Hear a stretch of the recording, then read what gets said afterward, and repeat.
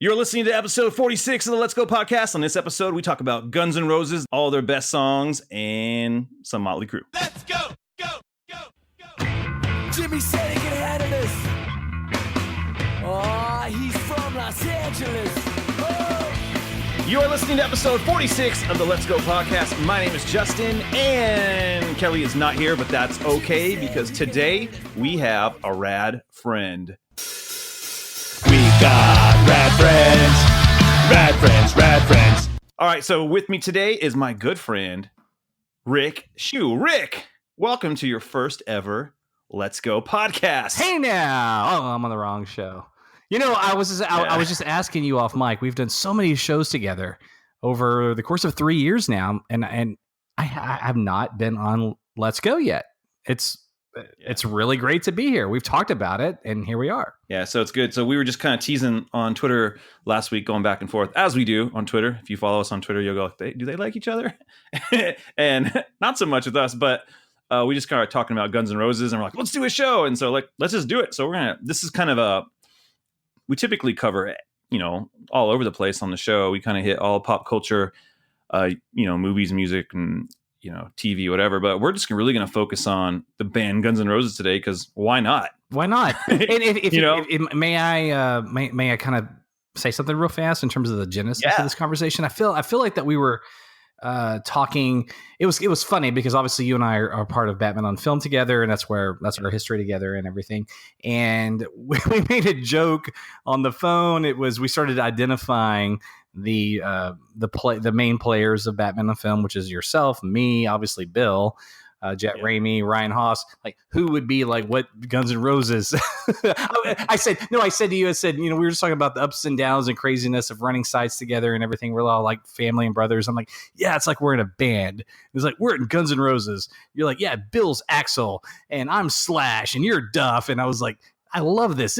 We need to do a show about Guns N' Roses. It was just funny how it unfolded, and here we are. Yeah, and then here's the thing: as we've done, if you've ever listened to a Batman on Film show, like at least a few years back, we sometimes go on these tangents of talking about music and whatever. And Guns N' Roses comes up, more often than not when we start talking about music. So, anyways, we thought we'd do that. But before we even get into GNR, we are going to kick it off with a tasty beer. Beers, all kinds of beers. Black, white, Puerto Rican, Chinese beers. Glug, glug, glug, glug, glug, glug, glug, glug. All right, Rick. So obviously we're not in the same room, and we were trying to coordinate the same thing. It just wasn't going to happen. So Rick, coming from the great state of Texas, he wanted to kind of throw some spotlight on a local brewery. So what do you got for us? Well, to backtrack a little bit, I was going to do Le Fendemont, which is one of my favorite beers. Yes. It's out of Canada. We were talking earlier on the phone about grabbing a bottle of that together, but man, you're in LA, I'm in Dallas, and there's so many great local breweries. Let's plug that. And one of my favorite beers, my absolute favorite beer out of the Dallas area, which Dallas is like the 8th or 9th largest city in the country, and obviously we have a lot of breweries here, and there's a brewery called Community. And if you guys know me or follow me or whatever, you may know that I have ownership in a bar, and I'm about to open a new bar and everything. That's my professional life for 25 years. And we carry Community in my bar, and they are amazing. I think it's nothing against any of the other ones like Deep Ellum and Revolver and Franconia and all you guys out there. I love all of you. You do some great stuff. But the Community Mosaic IPA is my favorite local Dallas beer. And it's maybe in my top 5 favorite beers ever. Like, it's so good. It's so good. And that's what I have in my hand right now. And it's a frosty can because that's how they roll. And they're in cans? They're in cans. They're in cans. Now, listen, like a lot of beers, they are much better on draft, right? But the can beer is wonderful. I think you can get it in bottle, maybe. I don't know. I've never actually seen it, but I think you can. I'm sure. Yeah, I think everyone releases them, in both. I don't know, both formats. Well, you would think, but honestly, man, a lot of breweries, at least here locally, they don't. It's like draft or can. I don't know. I don't know if it's like a green millennial thing or it's just kind of this kind of hipster. The beer's in a can, man. We're gonna go retro. Yeah, dude. I don't know if sometimes like I'll get something in a can and I just don't like it anymore. I just like how a bottle tastes, if that makes sense. No, I did too. But you know what's weird, dude, is it's really shifting. Like, not to get off on tracks in this, but even like at Nickel and Rye, and you've been to my bar before, dude. We even started doing like Budweiser, Miller Lights, and things like that in a can because it's less breakage, and you couldn't get away with this 5 or 10 years ago. It would be like taboo, like you beer in a can, that's BS. But now it's beer in a can is hip. I don't know if Community sells beer in a bottle. I mean, maybe, I don't know. It's weird. I went to Nashville one time to visit my cousin, and we went to like all these different honky tonks, and he's all, "You got to do this. You got to do this." And I was like, "What do I got to do?" And he's all, "You got to have Pabst." And I'm like, "What?" Yes, Pabst. Yes. And I was like, "Why do I have to drink like Pabst?" And I'm going to tell you, I think I spent $8 on a Pabst in a can at some honky tonk. And I'm like, $8 would get me like a 12 pack of Pabst, right? Yes. Like, why am I spending $8? And he's all, it's just cool. And I'm like, why is it cool? And I just felt like I felt ridiculous. I'm like, why am I drinking a Pabst here? But why would you spend? I spent $18 on a Heineken at a club, a nightclub in New York City back in like late 90s, or it was like 2000. Yeah, it was literally 2000. And I think back on that sometimes, going, man, is that nightclub still there? Are they still charging that?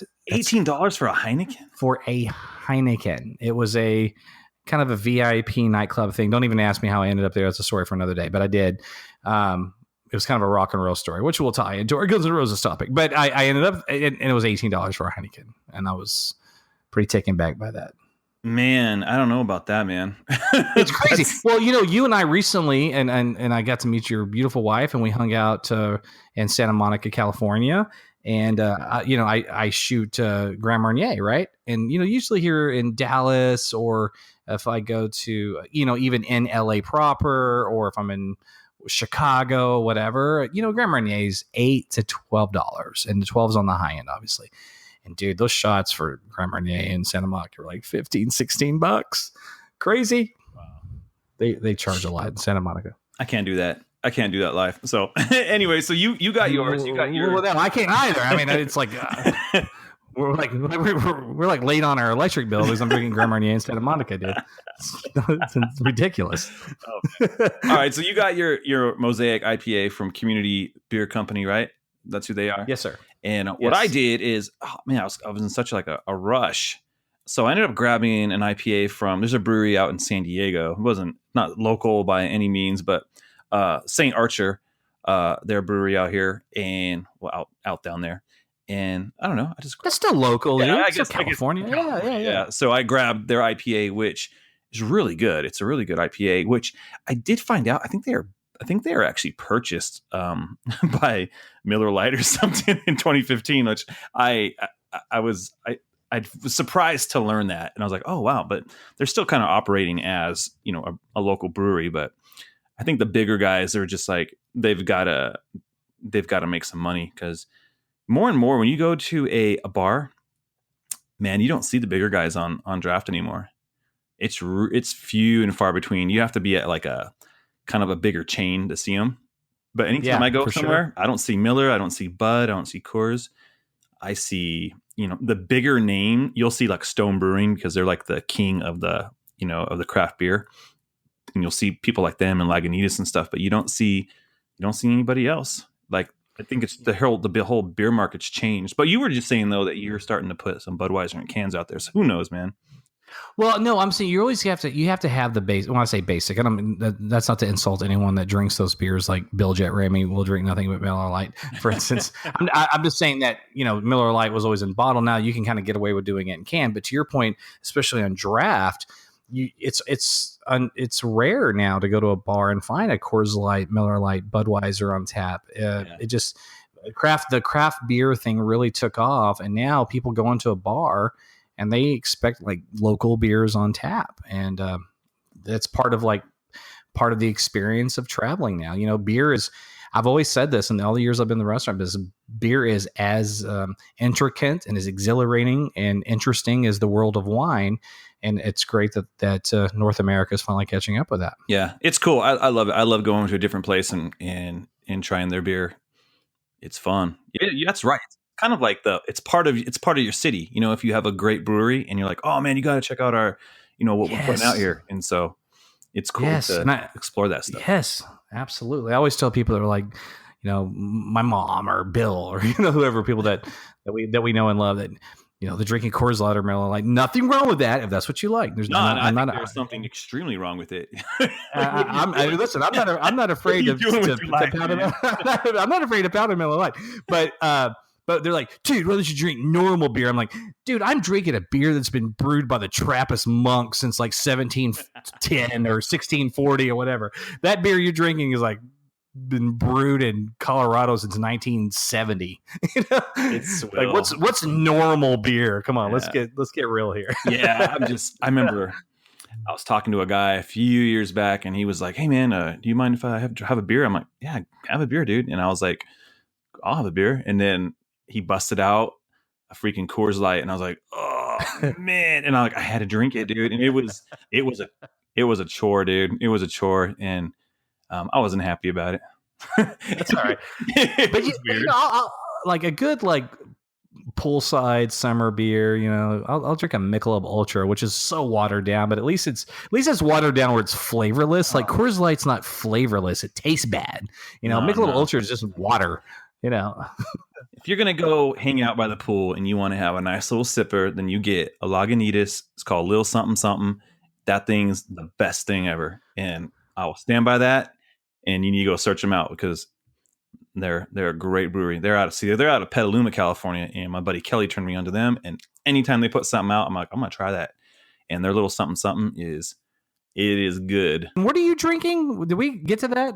Yeah, I was drinking the St. Archer IPA. That's right, the St. Archer out of San Diego. Okay. Yes, out of San Diego, and so it's good. It's it's got all the tropical notes and all that stuff. It's got like the Simcoe, the Chinook. The I think it's the Chinook is the one that's got a little bit of spice on it. I can't really taste it, but yeah, it's a good IPA, man. I'm kind of burned out on IPAs, like, to be honest. But it's almost like if I had to compare it to someone's everyday, I think it might be like an everyday type of beer. I don't drink a beer every day, but if I was gonna if I can't make my mind up, then I'll reach in and get an IPA. My go-to, I guess. The next time you're in Texas, and maybe that's next year in Austin, I'm hoping, is and I think Austin is carrying Community at this point. If not, they should be. Anyway, I've got to get you on this one, and I'll just say this about the characteristics of this. I'm not a big IPA guy in general because they're typically overly hoppy, and that just is a turnoff for me. This beer is so balanced, and the hoppiness is sort of the subtle finish, and it's just divine. And I think that I want to take you to an Austin, Texas bar that has a Community Mosaic IPA on tap, and we'll talk about it again then. Fair enough? Fair enough. St. Archer has a Mosaic IPA, and it is so good. And I would have got that if they would have had it there. I'm going to tell you, that thing is delicious. All right, so since we're talking about Guns N' Roses, man, maybe we should have had some like Budweiser. we should have just... talking about? You know what I'm saying? Yeah. So I'm not really here to battle it out with Rick about music and songs. I think sometimes these things get like, oh, we're going to talk about the best songs, like we're going to fight. I just really want to talk about Guns N' Roses and our favorite songs. And we always let people down with that stuff anyway. Yeah. I mean, I may go like, wait, you like that song? I will tell you. I know we were on Twitter talking about it, and there was a few people jumping in on the conversation, and I can't listen to anything off of Chinese Democracy. Like if you can find something on there, that's cool, man. But I just can't. There's nothing on that record that I enjoy listening to. I just don't. I think it was Blake. He jumped in and he was talking about that song Better, and I felt like that song kind of feels like a bad early 2000s new metal song, and I just can't get in it. I really couldn't. And to be honest, I don't consider it Guns N' Roses if Duff and Slash ain't there. And that's just how I feel. No, I hear you. Like, I have a You hard know? time having to address that record because it exists and it's under the moniker of Guns N' Roses, but it does Yeah. nothing for me. And Yeah. it's really just Axl and a bunch of, hired musicians will travel kind of thing. So, but he found his way. It's quite frankly, the failure of that record was the catalyst for the current lineup, which is cool. Yeah. Well, because everybody's basically back, right? Well, Dizzy, the keyboardist that's been there, not Izzy Stradlin, but Dizzy, Yeah. who's been there since the Use Your Illusion albums. He was Yeah. always with Axl. Mhm. And nothing against him or whatever, but I don't really count him. Like, Izzy was gone. Gilby Clarke replaced him during the Use Your Illusion tour and the Spaghetti Incident and all that. But nobody was there. Like, there was, even now, really, truthfully, it's just Axl, Duff, and Slash, which is fine. Well, that's who the band is to me. That's who the band is. But like, I'm kind of hardcore with those guys, and I don't need Steven Adler. I get why they let him go. And Izzy quit, and when whether it's David Lee Roth and Van Halen or whatever, when a band member quits a band, there's this level of acceptance that you just have, and you just say, hey, the band has to move on. If they fire them and it's unfair, then that's a different reaction from fans. And that could be like a Vince Neil from Motley Crue kind of thing, since we're talking about this genre of music. That was kind of a BS deal. But I would like to see at least, like, I love Matt Sorum, and he was their second drummer, and he's awesome. Yeah. And when I was bartending in LA at the Saddle Ranch in Sunset, I met Matt a couple of times and talked to him there, and he's really cool. And he went on to do like Velvet Revolver with a Slash and Duff, and then he was the drummer for the Cult, and I really thought that they would bring him back around, but they didn't. It was kind of disappointing. And I like Gilby Clarke. Who's drumming for them right now? Oh gosh, you would ask me that. I really genuinely don't know their names. I can tell you that it's not anyone I'm familiar with, and maybe it's somebody that Axl had that was left over from his bastardized version of Guns N' Roses, if you will. I don't know. I can just tell you that it's just Duff, Slash, and Axl, and quite frankly, that's enough for 90. Not for even really me. It is. I would be excited. Even if some of the people that were sort of the second rounds, like the Gilby Clarks and the Matt Sorum, were back. But I know that Steven Adler actually played with them in like Nashville, but just for like a couple shows. But other than that, I don't know who the current lineup is. But it only needs to be Axl, Slash, and Duff for me to care. Those are the three, and I think they're writing some new music. Don't quote me on that.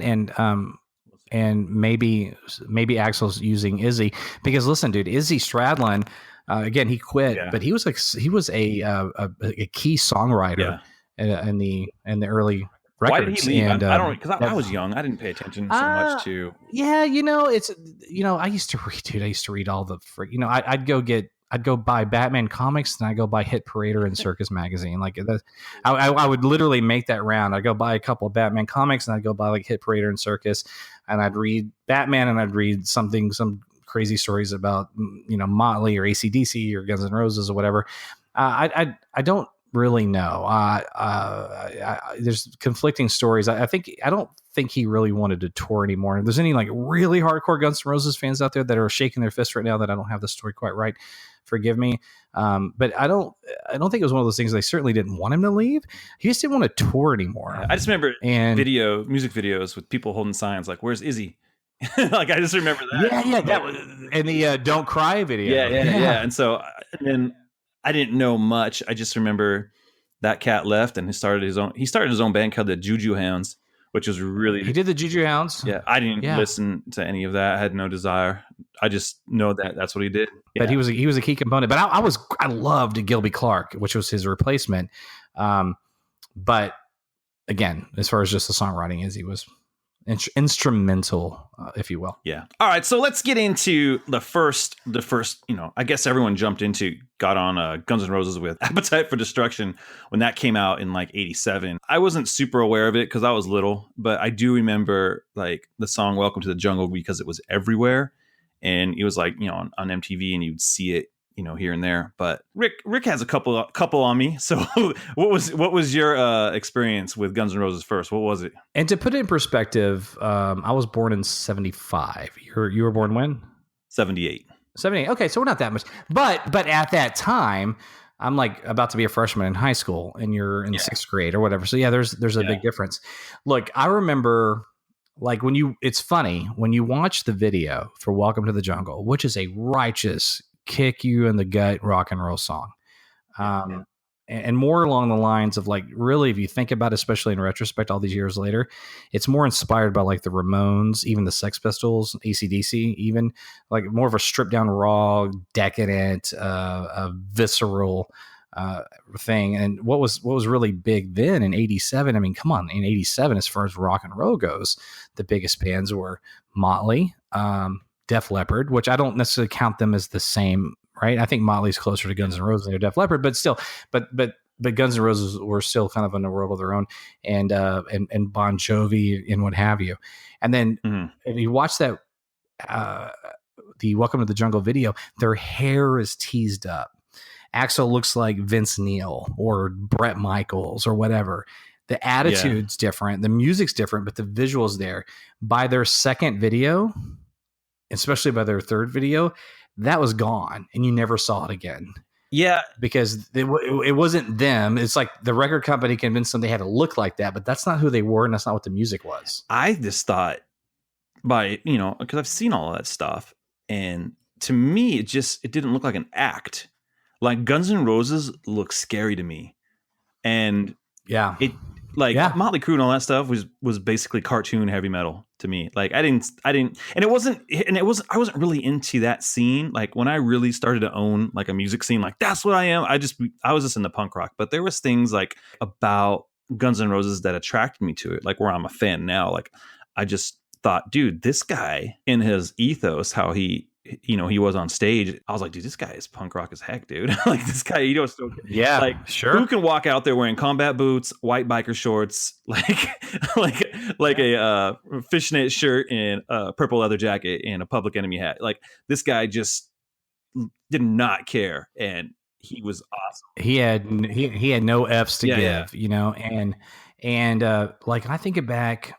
Because I got into music very early. Like I have a sister that's 5 years older than I am, and she always dated guys that were like 3 or 5 years older than her. So I'm 8, and my sister's 16, 17, and her boyfriends are 20, 21, and they got me into music early. And you know what I mean? Like I was into the Shout at the Devil and early Metallica, Master of Puppets, Kill 'Em All, stuff like that. Yeah. And then I remember when Poison came out. And really Metallica, I shouldn't bring them up. That's sort of a separate thing. Yeah. But like say Motley Crue. Motley Crue is a good example. And they were like hardcore, and people thought they were so. I remember my church that I was going to when I was in second, third grade. We're talking about Motley Crue being Satan worshipers. You think back on that now, it's just insanely ridiculous, right? But it was a pentagram. It's a pentagram. Ozzy Osbourne bit off a bat's head and what have you. It was all cartoony. Then, like, Poison, it was like the cartoony version of it all. It was, but at the time, no one thought that. Yeah. And then later, you had Poison come out, and they're all doing like kicks, and they're all in sync, and it's like, and then Def Leppard, pour some sugar on me, and you're going, man, I like Motley Crue, and then Guns N' Roses came out, and you're going, holy cow, Motley Crue makes Motley Crue look like Poison, and makes Poison look like George Michael. Right? I mean, like they just changed everything. And people talk about all the time the grunge movement in the early '90s, and it killed glam rock. And there's certainly something to be said for that, right?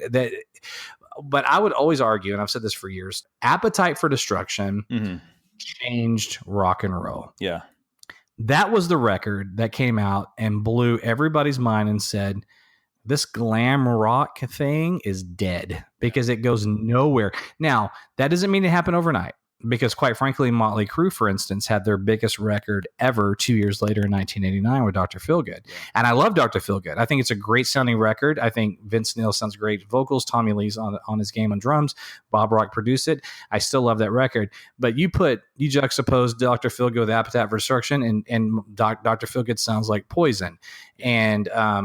And that's what changed, but after all that, when 1990, 91 hit, even Van Halen, like it just, there was nowhere else for that to go. That is what opened the doors for the morose, pissed off, on, because it was party rock, right? And then that just ran its course, and people they don't want to party anymore. It's not about getting laid or whatever. It's about they're angry. Their life is not going their way, and they don't necessarily want to go into slash metal. They want something mainstream that's on MTV every day, reminding them of this. And that's when Pearl Jam came out. That's when Nirvana came out.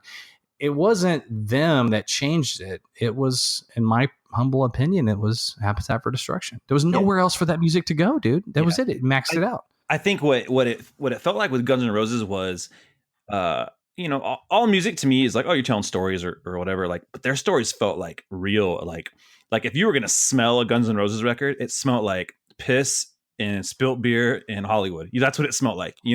Like it was dangerous. And that's so well put. If you smelled a Motley Crue record, it probably smelled like cotton candy and and hairspray. I just feel like there was something that felt dirty about that stuff, because that's how I felt like when you go back and watch the videos and stuff. That's how I was feeling. So the first video I ever saw, which really what drew me in the Guns N' Roses, to be honest, was Terminator 2. They had that single "You Could Be Mine" came out. And I fell in love with this video because that was the first freaking Terminator I got to see. That was in a music video, because I didn't see the Terminator. I couldn't see it. It was like a movie that was unavailable to me at that. Yeah, it came out in 84. Yeah, I was 5. So I was like, okay, there's Arnold Schwarzenegger. I like him.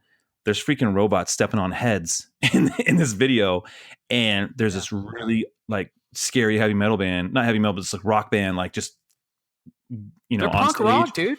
Well, you know what I'm saying? And then you have Arnold Schwarzenegger going through the crowd. It just felt so dangerous and cool. And so I bought this cassette tape single, a single cassette tape, and it had "You Could Be Mine" on it. And I think for some reason it had "Sweet Child of Mine" as the B-side.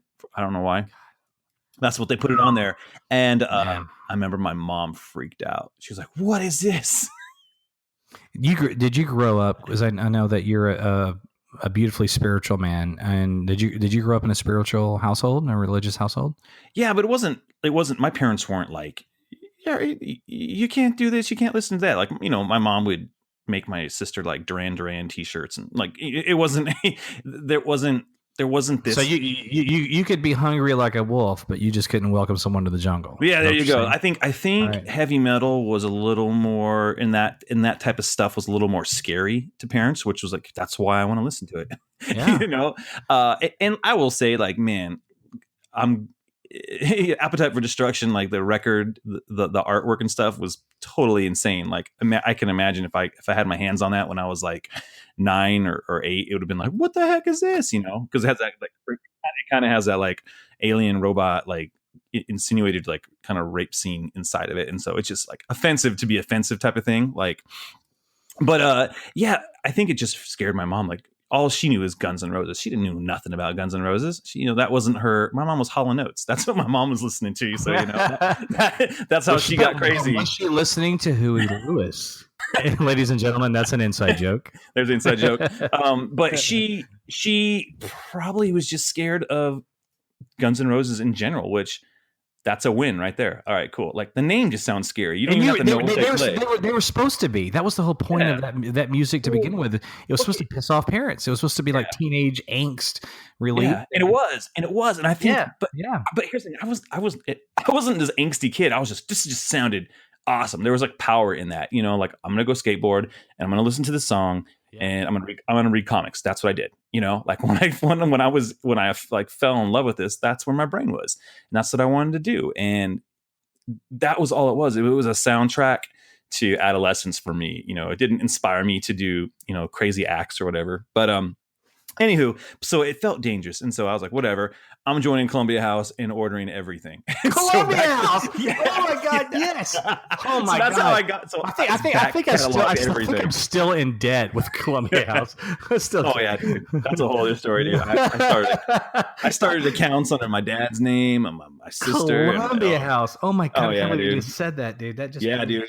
Woo, Columbia House is. It just shocks me into a different Oh, Yeah, that's a whole other thing. Like, it's so foreign to some people. Like, what was Columbia? President George Bush #1. We're going in there. I mean, that's like taking me way back. I remember Use Your Illusion when that came out. Like, I couldn't wait because I was, like I said, I got into You Could Be Mine, and they're like, oh, it's gonna be part of this record that's coming out, and I was like, what the heck, dude? And it was two of them. I'm like, who puts out two records? To me, that blew my mind. And I remember, like, it was on the MTV News. I remember watching that. They'd have people outside Tower Records lining up to get this record, and I'm like, this is crazy. Like, there's so much music coming out right now, just that they put this double album out. And so anyways, that was kind of like my first real experience with them was through Use Your Illusion. And so that's kind of where I just started, that's all I would do is listen to these tapes. And listen, they were groundbreaking. Like, you talk about the double album release, that was so unheard of in 1991, especially for a mainstream band. But there's something that happened in between, if you don't mind me bringing this up. Yeah, I was getting there. Yeah. I was going to get there with Lies. It's a weird record because, quite honestly, there was a song in there called "One in a Million," and it was awful, very racist and bigoted, and just awful. Oddly enough, or maybe I should say oddly, if you go to any record store that sells CDs still and you find Lies, I will do backflips if you find a copy of that with "One in a Million" on it. Axl stripped that song from the record years later. You can't find it on there. And rightfully so. I think he was trying to be like the antithesis of hardcore, like Two Live Crew rap that was going on at the time.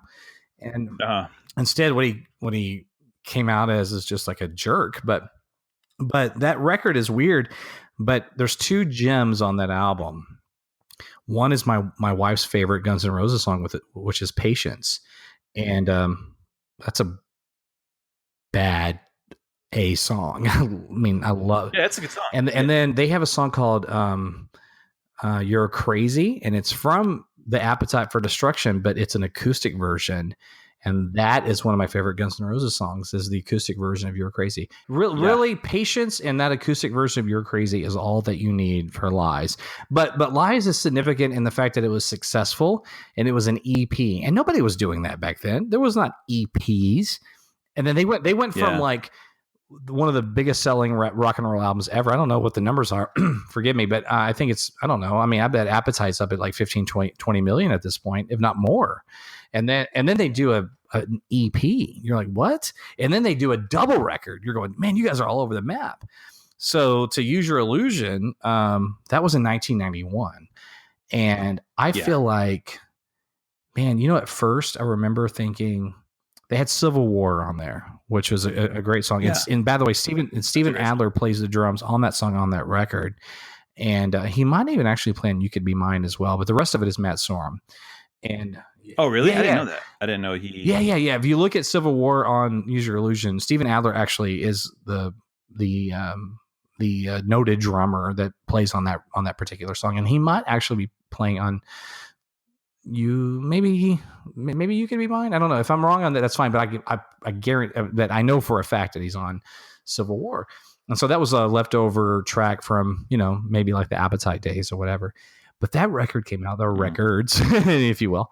And what I loved about that, like some of my favorite bands, if you get into like even starting with the Beatles, like I love bands that the drummer would sing a song, the guitar player would sing a song. There weren't, George Harrison or Paul McCartney, or it was Lennon or whatever. You didn't really get that a lot. And then Use Your Illusion came out, and all of a sudden, like, Duff is singing a song. Let's get into some of these tracks, because what I'm going to actually do is after this show, I'm going to put a playlist together, and people can get the Let's Go Guns N' Roses, curated playlist. I'll have a link connected to this, and you can enjoy all of our favorite songs. I just want to I want to listen to, I actually want to sing. I won't do it on the air, don't worry. But I want to do Your Crazy acoustic. I want a bunch of buddies sitting around with acoustic guitars. Like that's high school to me. So Appetite for Destruction. Like, I think we can't go and say every song's my favorite, because that's cheating. You got to pull like 3 to 4 songs on there. These encapsulate what I think Guns N' Roses is, It's like, for me, easy. It's just so easy to pick Welcome to the Jungle. I'm going to pick that. It's because I feel like that's the soundtrack. I mean, that's the title track to them. You know where you are, all that stuff. It's just you're in the jungle, baby. All that stuff is like that's Guns N' Roses, but it's so easy. And I was a hack bass player for a period of my life, and that yeah, me too. Yeah. And that opening bass track is just freaking awesome. I love It's So Easy. And listen, Sweet Child of Mine reminds me of like shooting pool and drinking beer, and when I shouldn't have been. But I also grew up in Mesquite, Texas. It's an interesting place, especially in the late 80s, early 90s. But it just, gosh, that album it's just so. It's significant. It's like a soundtrack of, I don't say a soundtrack of my life. It's a little melodramatic, but it's certainly a soundtrack of like my youth. Yeah. And It's So Easy is one of those songs I put in right now, or Night Train. And I'm going, man, this rocks now. This rocks like Audio Slave rock to me in the late 90s. This rocks to me like, I don't know, man. I will say this. I'm a little out of the loop. Who rocks in 2018? I mean, I don't know. I think the way music is consumed is just different now. So, but gosh, like that record is everything. My Michelle. Yeah, I would say My Michelle is probably on there. It's So Easy, Welcome to the Jungle, and then obviously like Sweet Child of Mine, and then freaking like Rocket Queen, because that song's honked up, dude. Dude, Rocket Queen is so good. It's good, but then there's just it's super like salacious how it went down in recording. Like, yeah, look it up, but that's just a good song, man. Well, like, even It's So Easy, and I won't curse here, but it's like, I see you standing there, you think you're so cool, why don't you just F off? and you hear that, and I'll be honest with you, like I love Van Halen, and I love the early days of Van Halen, and I love like Van Halen, all the stuff they were doing with David Lee Roth and everything, but it's like but bibbidi bop. But some of that stuff you can tell was staged. You know what I mean? Like, and it's funny and it's tongue in cheek. But when I hear stuff like It's So Easy, and I hear Axl say that, I'm like, man, I feel like that's one take. He's looking at a producer or some guy that's banging his girlfriend or whatever, and he's pissed. Regardless if it's staged or that's the 19th take, it doesn't feel that way, and that's the magic of that record. Well, what's your favorite song on Appetite for Destruction? Yeah, I think my favorite. Oh man, I think it's gonna be. I just like the guitar solo in Sweet Child of Mine. Like the first part was kind of like goofy, so great. But like when it starts to like break down to the end, I'm like, dude, that's pretty awesome. Like it starts off kind of like almost cheesy, this like love song type of like, just all of it sounds like it's like the A, B, C's, and D's of writing like a love rock ballad. But then once you get to the freaking Slash is just killing it on that guitar, dude. Like that's awesome. That's the part where you're like, oh, I wish I could play guitar and do solos, but my fingers are too big. I can't pull it off, dude. I don't have the dexterity. And you're like, I want to do that because there's like as a kid, that was like the coolest. Like that was the coolest thing ever. I would have loved to have seen they before they really took off. We talked about Motley Crue a couple times. It's impossible not to reference them because Motley Crue was Guns N' Roses before Guns N' Roses came out. They ruled that genre of music. You know what I'm saying? Like they did, and then Guns took that crown from them, and that's okay. But they toured with Motley. They were their opening act during their Girls tour, and that was the same year that Appetite came out. Yeah. And I would love to have seen that show. Oh man, that's like just pure. Because I read the Motley Crue book, The Dirt. I've actually read it more than once, sadly enough. And the Netflix is doing a movie on them right now. And Motley deserves their place in all this. They should be in the Rock and Roll Hall of Fame and everything. But man, Guns just takes. They're like, yeah, we're a little bit of Motley Crue. We're a little bit of Metallica. We're a lot of Ramones. We're a lot of Sex Pistols. We got a little Butthole Surfers in us. And we're a little, and they just, and everything's captured in that record. Like you talk about Sweet Child of Mine, it starts off like it's Poison's, Every Rose Has Its Thorn, but it's not. If you listen to it, it's desperate. It's sad. And then it just kicks butt halfway through with Slash's guitar solo. These probably are all real things that happened, like it's all like either it's autobiographical or it's biographical, like these situations, and you can feel it doesn't feel ham-fisted and corny. Ooh. Whereas Motley Crue, not Motley Crue so much, but like a little bit of it. But Yeah, like a little if you bit, get into, like, but Motley Crue, I mean, if you get into like bands like Poison and stuff, and like that's this like Def Leppard, all that stuff, like the real Hairspray bands, it's goofy. When you listen to it now, you're like, yeah, that's. I think Guns N' Roses is thinking about pouring sugar all over me. Listen. I think we're doing heroin. We're on the night train. One lump or two. No, listen. Yeah. I think, dude, I love your perspective on things, and I don't think I've been like this. This is the top 3 times I've been most impressed with you, which is a tall order because I love 89% of what you say, and I like 98% of what you say. 2% is usually you dog and Dark Knight Rises, but that I don't like. but I think that, man, that's so well put. Is that like I feel like even some Motley Crue songs, they're sitting around going, "Hey, wouldn't it be cool if we wrote a song about X, Y, and Z?" Whereas Guns N' Roses is like, "Hey, let's write a song about what happened to us on March 24th, 1986, or I'm going to write a song about what happened to me yesterday or whatever." I think there's, and that little segue here, their song Yesterdays is one of my favorite songs by them. And I feel like when I hear that song, I hear Axl singing it, I'm like, he's reflecting on stuff that happened to him, period, end of story. This is not gimmicky. It's not a script. It's a biography in a sense. Yeah. So it just feels real. Feels real. That's a great way to put it. That's what I like about it. That's a Justinism. It's a Justinism. That's a Justin. Feels real. There's just something like I'd rather you tell me something that's true and know that there's reasons why. There's a reason behind the song instead of. I don't know, it just feels truer. It feels like that's truer art. Like anyone could write a story. And you can disagree with me. You can go like, "Oh, art's true," and that's fine. But I think when there's truth behind the art, then there's more feeling to it. And I think that's why. And if I had a time machine, I want to go and see them play, maybe like at a small like bar in LA. But I also want to go on their tour where Axl Rose would take like 3 hours to show up because I want to experience that tension. He was a time bomb, man. So I'll say this, and I don't want to spend too much time on this, but I saw them 3 times. And one of the times I saw them was like just a normal show. They showed up on time. It was just a kick-ass rock and roll show, right? So we'll set that one aside. One of the other times I saw them was at an amphitheater in Dallas, and this is like their first headlining tour. And keep in mind, Use Your Illusion has not even come out yet.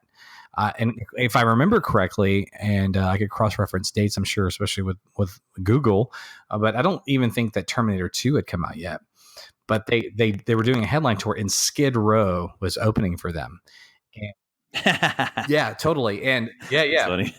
And Skid Row did their opening show. And this is probably a venue of like 10,000 people, right? Maybe 12. And then Guns N' Roses, dude, he was literally almost 3 hours late.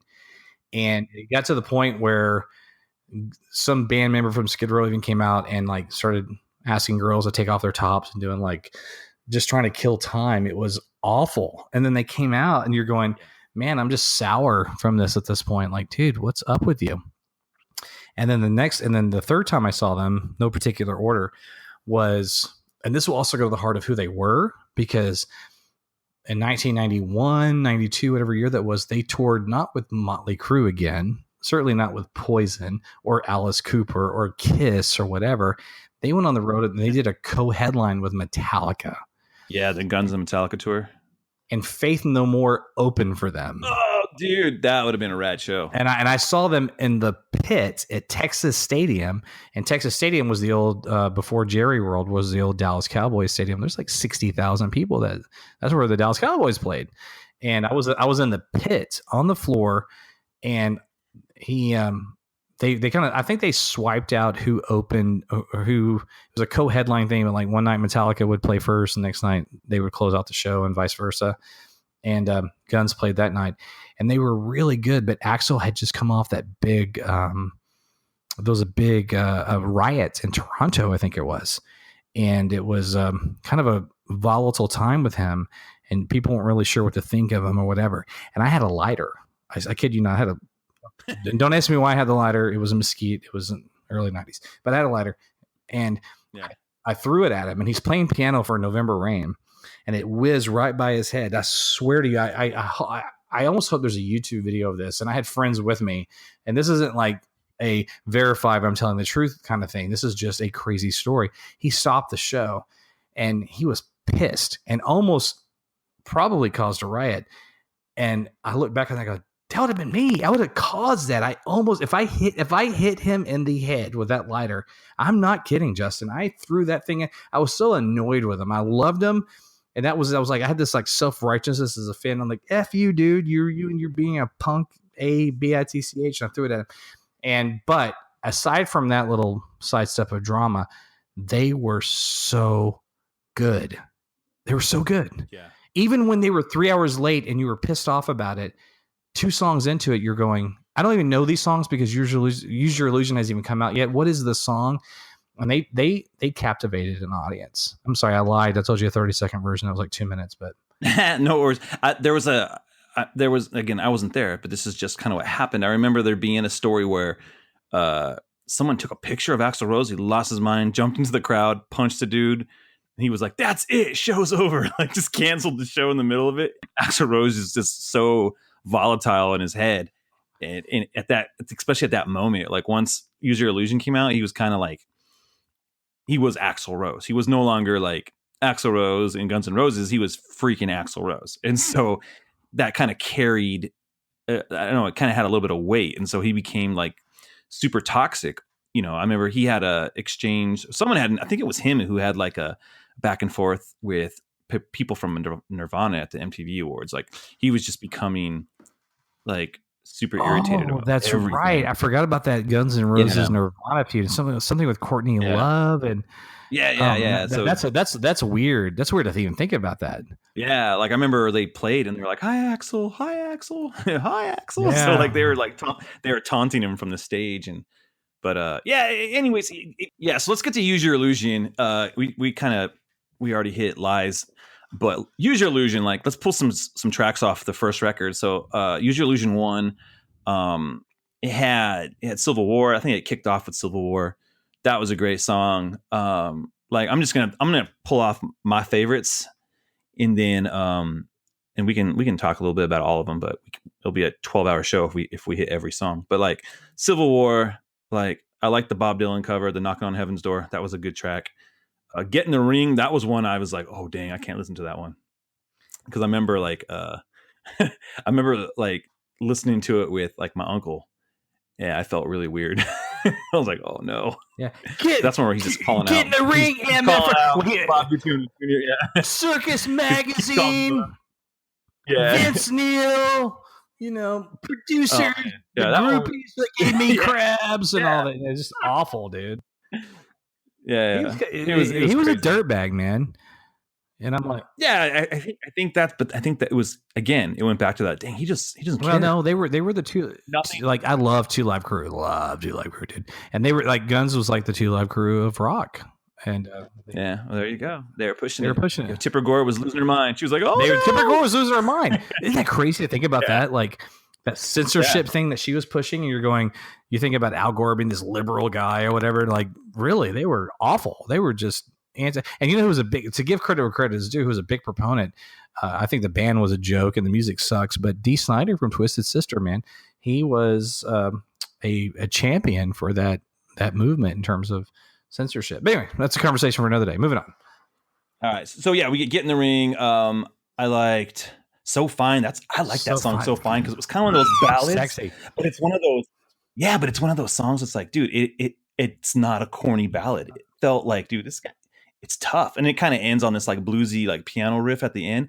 But I felt like that was a great like exercise of Guns N' Roses doing their kind of November Rainish ballad, but not so like you're gonna walk down the aisle to this song. I thought it was, like you can say, it's kind of sexy, but it still has a little bit of sneer to it. I like that song. I thought it was like a good track on there. And then obviously I like You Could Be Mine, and then the Don't Cry has I think that's the one with the altered lyrics on that first one. Yeah, I don't know. Is it? I remember they did that. They did "Don't Cry" on both records, and they were different lyrics, which was interesting, which really changed it. Well, okay, I just pulled it up on Google, and "Don't Cry" original was on Use Your Illusion 1. So that's what you saw in the video, okay. according to it. Now, Okay. if that's incorrect, then Okay, I might be wrong then because I'm. Well, I mean, dude, I literally just Googled on. Yeah, okay. I might be talking about usually. This could be wrong, but nah. But I think I said "You Could Be Mine," and I think well, yeah, and you also said what was the ballad that you just said that you liked? So fine, that's actually not on Use Your Illusion 1 either. That's 2. Yeah, that's on 2. Yeah, I think these are all 2. So, and that's one McKagan wrote. He wrote that song. Listen, that's so fine is so good. Like Duff. I remember like Dustin Bones. He did that, and it was like that's him, and I love that track. That's off the first one, and really, to me, this is all just one record. And you and I both love "Don't Damn Me," and I think that's a very underrated song by them. And yeah, who was giving us crap for that song today? Mark Byrne, that dirty Irishman. Dude, move to a real country, dude. Move to America. I'm just kidding. Dude, I want to just turn that song on and just trash a joint right there, dude. That's the kind of song that brings out the redneck in me, right? That song will get me fired, man. That's a good song, dude. Yeah. But listen, one of my favorite songs by Guns N' Roses is on Use Your Illusion 1, and I reference this, but it really is. It's Dead Horse, and I don't really. I've always just been a fan of music that is slow then fast and changes the tempo and everything. And Dead Horse, that whole acoustic, sick of this life. Yeah. Not that you care. And you're going, okay, where's this going? And then she said she's going to wreck my car. I didn't know what to do. And then sometimes it feels like I'm beating a dead horse. Yeah. And you're going, yes, Well, that's the storytelling part of it again. Yeah, totally. And it takes me on a ride, and musically, emotionally, and everything. I think I'd love Dead Horse. I'm trolling a little bit when I say it's my favorite song by them, but it is literally in my top 5. I love it. Yeah. No, that's a good song, dude. I put it on the list, Rick. Yeah. I don't like My World. There's something about that one. Like, I don't either. They were doing something. It's totally, there's like a Bjork sign called, I think, Army of Me or whatever. It sounds like that. But yeah, so I guess I got to jump back to Use Your Illusion 1 because that one, that's a good record, dude. I mean, they go hand in hand, but I think I have more songs on there that I like Live and Let Die, like the Wings cover. I didn't know that Live and Let Die was Wings. So I was like, this song's awesome. And then I think my uncle told me it was a James Bond song or something like that. And so, but we did talk about 14 Years as a reference yesterday's. Estranged. Man, there's that's all in Use Your Illusion too. So back to 1 though. Yeah. I just want to point those out real quick. We can close it up. Use Your Illusion 1. Double Talk and Jive. That's a Stradlin jam too. Yeah, totally. That was a good one. Stradlin is a mess. November Rain, dude. November Rain. That's a good song. It's not like my favorite though. I mean, I think I have more interest because part of the video, like storytelling to that, like they had that trilogy of Don't Cry. I think Don't Cry, November Rain, and then I forget what the other. I always liked Bad Apples. I just thought that was a cool song. I like the lyrics. Like, I couldn't tell you the lyrics right now, but if the song played, I could sing along to every word. Just one of the, and without the lyrics in front of me. And then I remember, let me pull it up. Hold on. Yeah. So Use Your Illusion 1 had the Garden and Garden of Eden, but one of them is like Alice Cooper is singing with him and wrote one of the. I don't remember which one. What? Yeah, I don't know. It's probably the Garden. The Garden is the one. It's very. I didn't like the Garden. I like Garden of Eden is like my jam. That one's because it's very. I think the Garden's like. Bye bye, so long, bye bye. Yeah. That's all Alice Cooper. Whichever one. I don't like that song. I'm not. But Dustin Bones, it's righteous, dude. And You Could Be Mine. So if I'm in that window of like a few drinks, but not too many, and I go to karaoke, they have You Could Be Mine. I will bring the house down, dude, with that rap that you're wrecking out my back and then you're wrecking out my brain. And no matter how we make it, because it always hits the same. Push it for mileage, your flaps are wearing thin, all that stuff. You can sleep until the morning, but this night never ends. Don't forget to call my Lord with ridiculous demands. I'm gonna get the karaoke version and put this on the end. I'm gonna cut your stuff. The lyrics are so good. He's pissed off. He's talking about an ex-girlfriend that screwed him over. And a Terminator's going to get him. And a Terminator's going to get him. He's got two things coming. Totally. Terminator's coming to get him. Man, those records are so good, man. They're so. I would like to see them do, another record because, I think that genre of music, and I've said this more than once, like AC/DC is sort of, and incidentally, Axl's been singing and doing shows with AC/DC because Brian Johnson lost his voice. But I would like to see them do a new record and just kind of see what they can do because Chinese democracy is garbage. Let's see what they can. That'd be great because this is kind of it's kind of funny. Like 91's really like the end of like their legacy. There was some stuff on the incident that was interesting. Hold still. But that was mostly like that was the whole purpose of the record. It was covers, but that was the one album that Gilby Clarke, because I've mentioned him, actually played on. But if I go to Spaghetti Incident, that came out in '93. But Since I Don't Have You, man, I love that version. I love Raw Power. Yeah. I love Ain't It Fun. I think Duff sings that. Oh, their Hair of the Dog. Now y'all messing with a son of a, all that. You know what I also like? Okay, so I was talking about this on Twitter the other day. We're talking about like comics to movies and books to movies. And my early in high school, I loved Anne Rice, and some of my favorite books were like the Vampire Lestat and Interview with a Vampire. And later I read like Violin. And I used to be really into her books. And the first trip I took to New Orleans was all about like going to her little things or whatever. Anyway, we're talking about Interview with a Vampire. We're talking about Tom Cruise. And I said, yeah, Tom Cruise was one of those people that I hated the casting of as Lestat because I was so in love with the books. And I had him in my head how he should look. And then, he's cast and you go to see the movie and you're like, okay, I won't doubt this again. That's freaking awesome. But another thing about that movie, which ties into our topic here, was Sympathy for the Devil. Yeah. And it's one of my favorite Stones songs. Yeah. And I love the Stones. And I love Guns N' Roses, but I don't want to hear Guns N' Roses do that cover. And the movie ends with the Guns N' Roses cover of that song. And I'm like, everything about this movie is taking me for a you were wrong ride. You were wrong about the casting. You were wrong about the changes that were made from the book. You were wrong about Guns N' Roses covering this Rolling Stones song.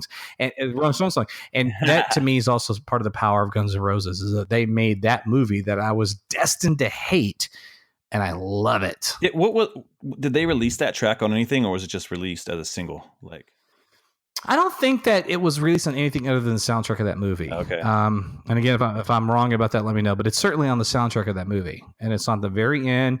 And Christian Slater, who sadly is actually those scenes are reshot because River Phoenix was originally the interviewer, but really? They didn't finish the movie. So River Phoenix actually died in the middle of filming.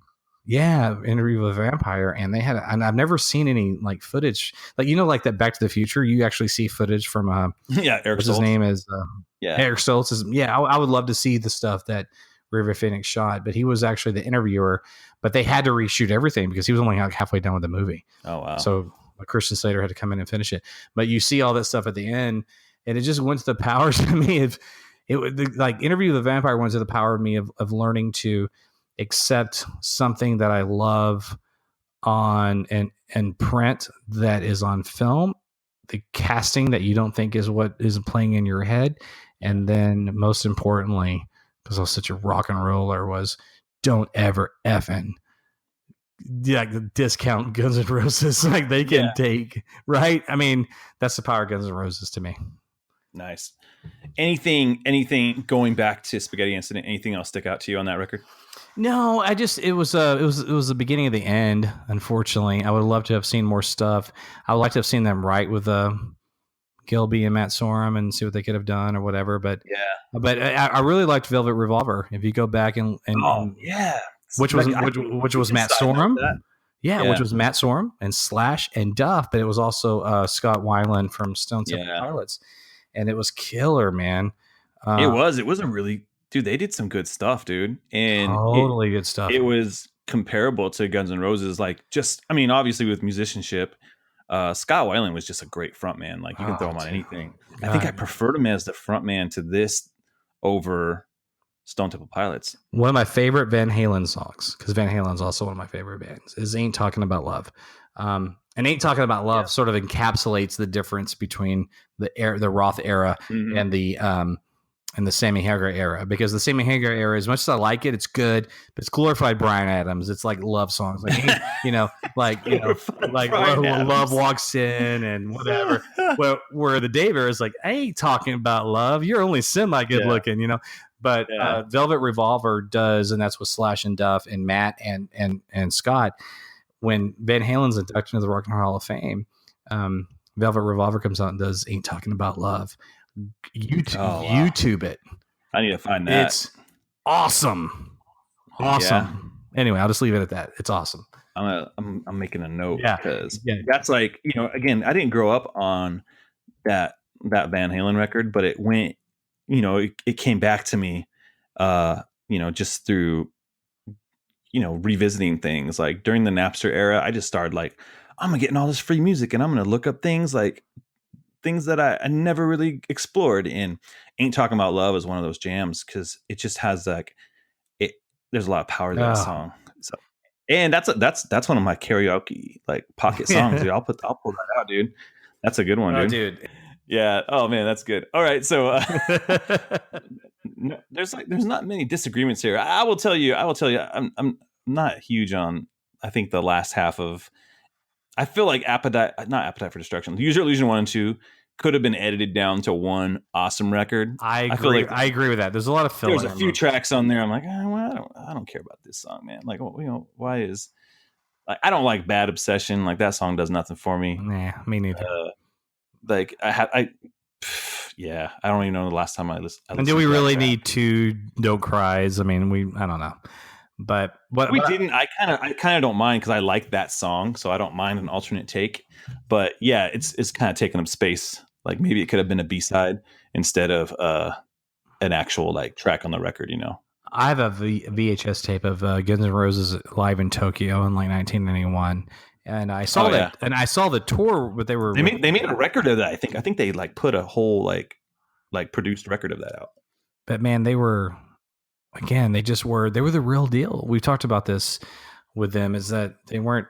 And listen, if it wasn't for Motley Crue, I wouldn't love Michael Jackson. Rick is talking way too much about Motley Crue. No, but it's impossible for me not to bring them up because we're talking about Guns N' Roses and that sort of this genre of music. So it is hard because Motley Crue is very, very significant to me in terms of getting me into music.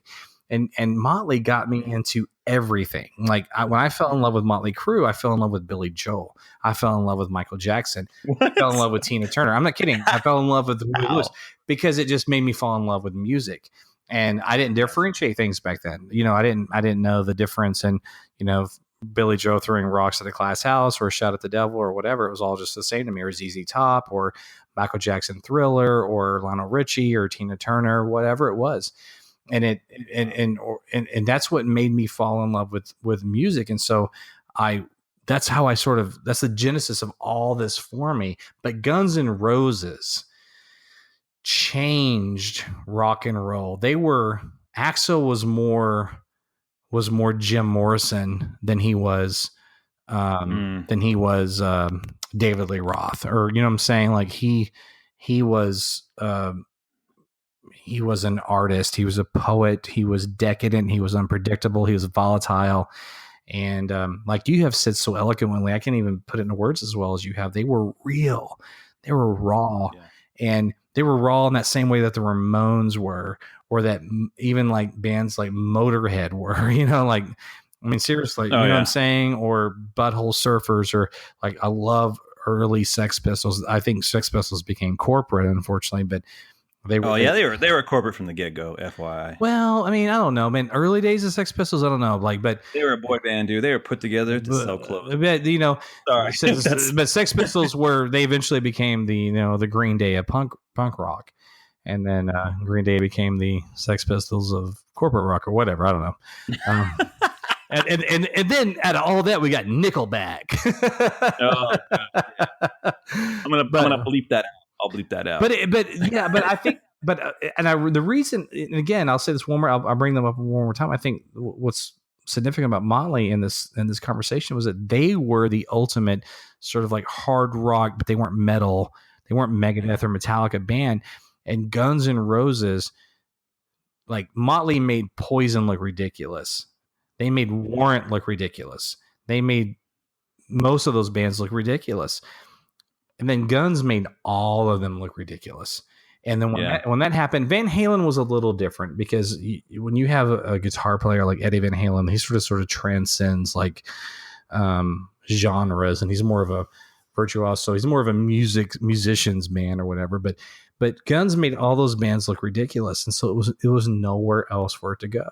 And that's where we got Bleach, and that's where we got Nevermind. That's where we got 10. That's where we got Soundgarden. Oh yeah, I think music is reactionary. Definitely, like there's things you just kind of like. Ramones were reactionary to like a lot of the overtly done '70s like anthem rock. They just wanted to get back to the simplicity of '50s and early '60s. And so yeah, I mean, music will always be reactive and encyclical. Because I think people now are getting sick of the overproduced pop. It's always going to be there, and not all pop's bad. I get it. Like, it's not my thing, but I get like some of it's good and people enjoy it. But most of it's super saccharine. Like if you're going to go back to tastes, it just tastes like super sugary Kool-Aid. And after a while, you need something else. You need something salty. And Guns N' Roses was the saltiest. I feel like out of all the bands, American hard rock bands like Metallica and Guns N' Roses, like they're kind of at the top spot. Like if you're gonna go for like what do we know, and then there's other bands that you can throw Aerosmith and stuff. I'm not a huge Aerosmith guy, but I'll give them like their due. Like they're probably in there as well. If you're gonna make a top 10 of American rock bands, but I would say Guns N' Roses is at the top, man. Like just how powerful they are by really. I mean, they have like 5 records, whatever, but 3 of them are what put them there. They could have this legacy basically off Appetite for Alone. They were pure attitude. Yeah. Oh, they could. Yeah. Axl was a punk ass kid from the Midwest. Just got off a bus. Said, "Look, I could get hit. I could get run over tomorrow by a lawnmower." And my life would end. Yeah, I don't know. I almost said I wanted to say watch out for the lawnmower. You know what's funny is I wanted to say a bus. So I'm like, well, I just said bus as he got off a bus because my go-to. Yeah, I was like, lawnmower. I don't know, Mack truck, or North Korean missile. I don't know. I'm on the spot here, but they were all attitude and Axl was the real deal. And is he now? I don't know, man. I didn't see them. I didn't go see them on this tour. To be honest with you, man, I talk about this sometimes on Batman on Film. I've just gotten a little too grumpy. I don't like big crowds, period. So I don't even like I don't even want to go to Comic-Con, or I don't want to go see Guns N' Roses. Like, just too many people. Because I'm around people professionally. Like, you're in the bar business or whatever. You don't want to like be around people when you're not working, I guess. But man, I want to be around everything, dude. I know. I can't help it. I want to sweat. I want to, like, when I get home, I want to still smell like the show. I want to have to take a shower. Like, oh man, I'm so tired, but I need to take a shower because I smell like, all of Los Angeles. Well, like, and what I'll say too, I think is interesting. And I'll say this. Here's also what's really cool, man, is that you and I come from, we have a lot of obviously similar tastes, but we come from different backgrounds. We had little different routes or whatever, and in terms of what got us to where we are musically or with Batman or whatever. But like, I was a little bit more into the scene than obviously you ever were. Right. You know what I'm saying? Yeah. Like Right. I don't want to get into specifics, but just people can read between the lines. And then I was a little older. And then I came from a little bit more of a traditional rock and roll background. You came from more of like a kind of a hardcore punk rock. But when we all sort of meet in the middle, we both love skateboards. We both love the Ramones, and we both love comics. We love Batman, and we loved Guns N' Roses. And it's an interesting sort of like path that you take, and those roads don't always cross. And I feel like Guns N' Roses is one of those. Guns N' Roses is one of those bands that brought like the Motley Crue people, and they brought like the Ramones people, and they brought like, you know what I'm saying? They brought the Butthole Surfers people. They brought people together. And then when Axl wasn't doing his one-off like crazy racist bullshit songs that fortunately we don't hear anymore, it united.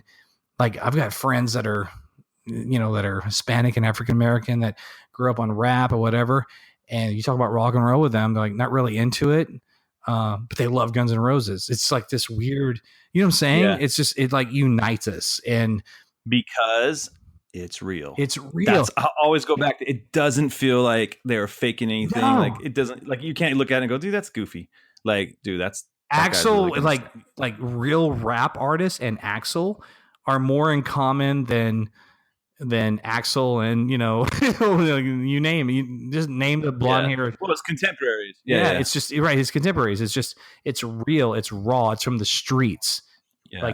But I think we're giving a little too much. Like I know we have to wrap soon, but I don't want to give all the credit to Axl because that's why I feel like Chinese democracy and stuff like that just doesn't work, because the important ingredients are Axl, but Slash and Duff as well. Like when you look at the songs that you love, you know that those other names are on that. Absolutely. Listen, like, I'll take it a step further, dude. I'll take Velvet Revolver over Chinese democracy. How's that? Yeah, exactly. Well, and there you go. Well, the missing component there is Axl Rose, and I'm telling you, the music is 95% of what Guns N' Roses is. Like, you don't have the power without those guys. Like, you don't have Duff, because, dude, those bass lines are just creepy as heck, dude, and you need that. And the stage presence that Slash brings, that you need that on stage. It's not Guns N' Roses. When you like, it's like, here we go. I'm gonna take it to Batman. When you see Batman always has that same silhouette, right? If you put Guns N' Roses on a stage and you like backlight them, if you don't see that top hat and that curly hair and that like just his power stance, it's not Guns N' Roses. You have that, that's a great way to identify that band. And they all have, those three guys have a silhouette that when you cut it, like, you know who it is. Like, find a band, their silhouette. Dude, you're really good at this. You're so good at this. I should have a show. You should have a show. You also should have it. Listen, but I'm serious. Like, you're good at, like, this is rock and roll, man. This is a whole different animal. This is not something that everybody gets or understands. And you just put that in perspective beautifully. You're right. They are a silhouette. There's like, you can take certain bands that you can take different characters out of those bands or whatever, and they still work. And obviously with Guns N' Roses, 50% of the band technically still works, but you have to bare minimum. You have to have Axl, you have to have Duff, and you have to have Slash. Guns N' Roses is very specific. And hey, listen, if you look at their 2017-18 tour, it's all in the money, because they were selling out stadiums and arenas worldwide for the first time since like the 90s. I mean, period. That's just a fact. Yeah. So what do you think? You think we're going to get another Guns N' Roses record? I wish I was a little bit more privy to everything going on, where I could give you an intelligent answer to that. I didn't go see the shows. I don't really know. I didn't read much about it. I don't know how they're doing. I watched a couple of things on YouTube. It wasn't like it was anticlimactic for me. It was just my grumpy old man self. For so many years, dude, keep in mind too, like I was a key player in the restaurant business here in so many different areas of Dallas. And here's backstage passes, here's, front row. I lost that over the last few years because I went out on my own. And I know it sounds crazy and a little ridiculous, but it's also been hard to like pay for the tickets, go for the effort to get the right seats and get the right, you know what I'm saying? It's like, I'll just sit home. Yeah. So, so I get that. yeah, you know what I mean? I know it's like first world problems kind of thing. I'm just saying this is kind of where I was at. So I don't really know what's happened with them the last couple of years. I know the tour was successful. I know some of the footage I saw was fine. And so I think it all sort of depends on how they got along. And, but I will say this, they made a lot of damn money. So yeah, I was going to say, like, to me, and this is not educated, this is just me, like, it looks like the writing's on the wall. Like, I think they're going to try something just because of things like putting out Appetite for Destruction, putting some, like, you know, they put a video out for It's So Easy. I think you can only get it on the Apple app. There's just the writing's on the wall. Like, I bet you're like, all right, guys, let's try to write something. And I hope they do. And I hope that if they write something, it's good, that it was like, oh, I'm glad they wrote this. Because that way I'd feel so much better about their legacy, because Chinese Democracy can't be the last record. Yeah, I don't think that most fans will. I think it's inconsequential. So, but I would love to see them put on another record. And look, I don't expect them to put on a record that's going to transcend and what have you. But just be cool, be good, and go, man, that's a cool Guns N' Roses song, man. I'm down with that. Yeah, be on par with, you know, Velvet Revolver. You know, be on par with those records. Yeah, totally. We'll see what we can do. So, all right, we're gonna wrap it up. I don't want to take everybody's time up. So, Rick, please promote something, dude. Talk about something. I want to say that I genuinely love you, and I'm glad to call you a friend. And you've been a house guest. You've been in Dallas, we've been out in California, and I love Batman on film.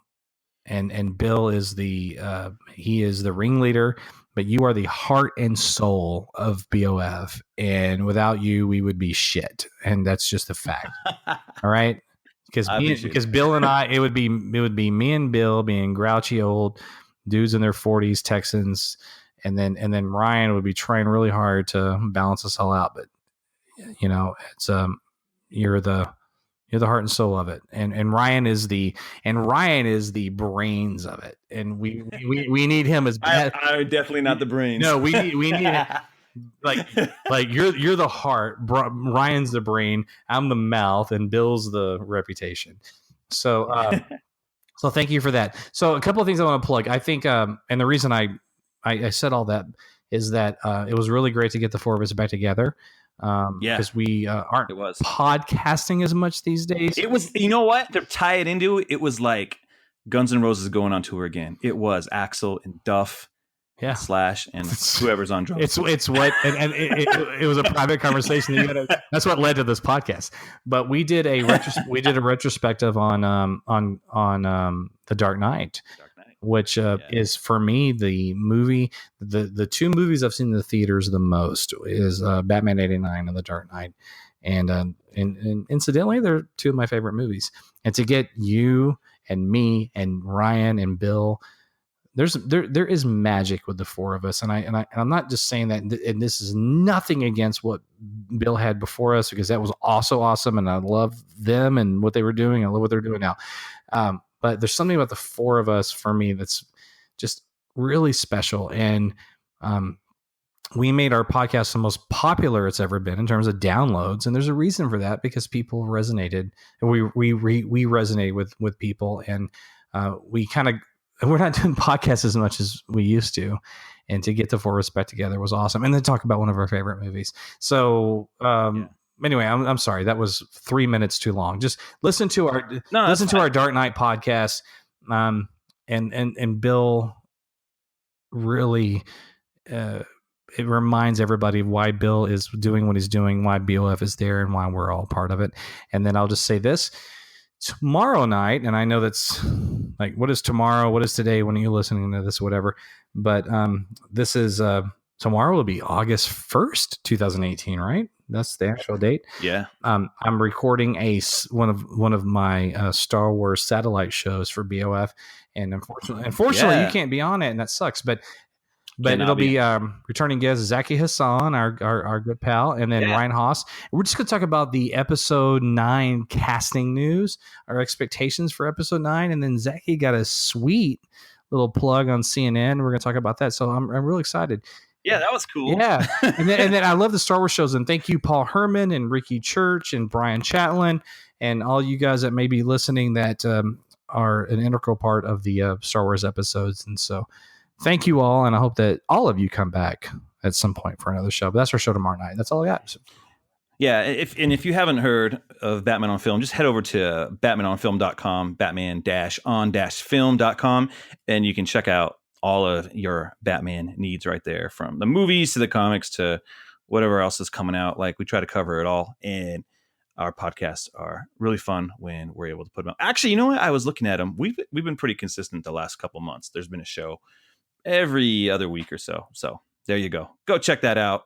Rick, how can people hit you up on Twitter? Like at Shewrick, SHEWRICK. And listen, if you are into politics and you know, and if you're left leaning, follow me at Left Shoe Politics, SHEW. If you're not, don't worry about it. This is not about politics. What really binds us and unites us. Even if you're not, check it out. Because I would say I'm in the middle. Like, and we don't get into politics and stuff on the show much, but like, I'm in the middle, and I feel like I'm pretty vocal on like when I can't stand stuff, because I feel like both sides are super like toxic, and like I feel like you guys do a fair thing of trying to just like be fair. We could do better. We could do better. But I'll say this: everybody can do better, right? The only reason I'm a registered Democrat is so I can vote in the primaries in the state of Texas. I don't want to be a party guy. All right, I don't care if you have an R or D next to your name. I just want to talk about what's important to us and what's important to our kids. I'm a parent. I have 2 daughters, and I'm a husband, and I own a business, about to open another business. My wife works, and you know, we're all in this together. So follow us over there, and maybe we can kind of solve the world's problems together. But most importantly, follow us on Batman on Film. Follow me on Twitter, Shewrick, SHEWRICK, and that's all I got. Hey, there you go. And you can follow me at J_Rocka. You can follow the show at Let's Go Podcast. You can check out our other show, the Let's Go Comic Show and the Start Today Podcast. You can find all of those at www.letsgopodcast.com. You can support the show at patreon.com/letsgopodcast, or just follow us on Instagram or whatever. But mostly just hit me up on Twitter at J_Rocka, and I will talk to you. Leave a positive review for us on iTunes. That would be fantastic. Trying to get this show in particular out on schedule a little more. So you'll have another show next week with me and Kelly. So Kelly will be back in the saddle with me. So that being said, I'm Justin. I'm Rick. Let's go. Let's go. Where the